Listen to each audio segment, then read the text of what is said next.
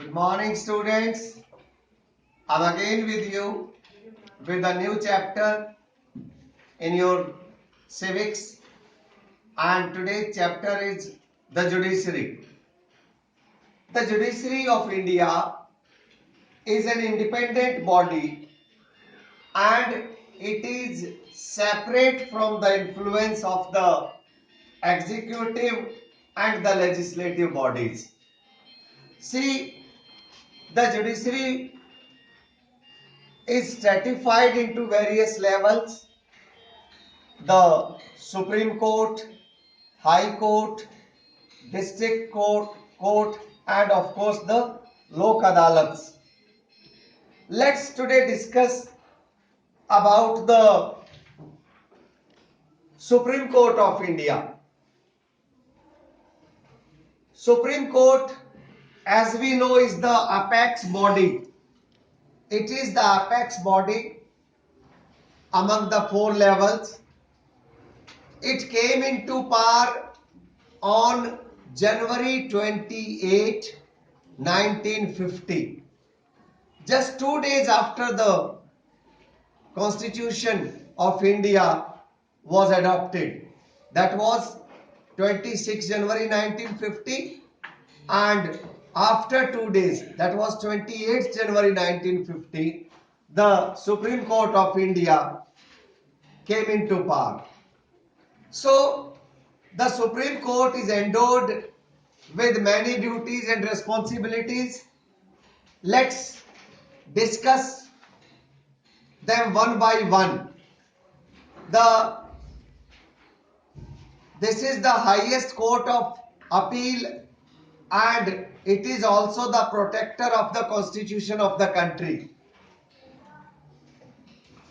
The Supreme Court of India consists of one Chief Justice of India and 25 other justices. So in all there are 26. See, the powers and the functions. The functions can be divided into three categories: the judicial functions, the advisory functions, and of course the administrative functions. When we talk about the judicial functions, we can divide the judicial functions into the original jurisdiction and the appellate jurisdiction. When we talk about the original jurisdiction, the exclusive original jurisdiction we are talking about, it may be the dispute between the states, it may be the dispute between the center and the states, and the dispute between the government of India, and it may be between two or more states. So all these cases, this is the original jurisdiction. Apart from this, when we talk about the appellate jurisdiction, the appellate jurisdiction grants special leave to appeal against the judgment delivered by any lower court. Any judgment delivered by any lower court, it may be high court, one can appeal in the Supreme Court. So that is the appellate jurisdiction of the Supreme Court. Apart from this, it has also got the advisory functions. The next very important function of the Supreme Court of India. See, it has got its obligation to advise on constitutional as well as other matters. Whenever the President of India, the Government of India, and the legislative bodies ask for advice, the Supreme Court advises them.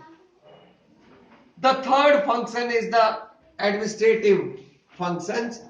See, the Supreme Court, it being the apex body, it protects the fundamental rights of the citizens. Apart from this, the court takes decisions after examining various issues. It also administers the lower courts, the high courts, the district courts, the lok adalats. They are all administered by the Supreme Court. So that way, the Supreme Court also frames laws. It frames the laws and regulations. So this way, we have divided the powers and functions of the Supreme Court in three categories. How is a judge for the Supreme Court selected? What is the qualification for the judge? See, being a citizen of India is one of the most important criteria for a Supreme Court judge. To be the Supreme Court judge, one should be the citizen of India. And apart from this, the person has to have an experience of minimum 5 years as a judge, either in the High Court or any other two courts, one after another. So that way, these two things are mandatory. And apart from that, he should also be a prominent jurist as per the President of India. He should be a prominent jurist in the opinion of the President of India. That is the third condition that has to be fulfilled if one wants to be the judge for the Supreme Court. See, the Chief Justice of India is also consulted when they appoint the judge for the Supreme Court. Naturally, it is on the consent of the President of India, but he consults the Chief Justice of India. The Chief Justice of India is taken into account.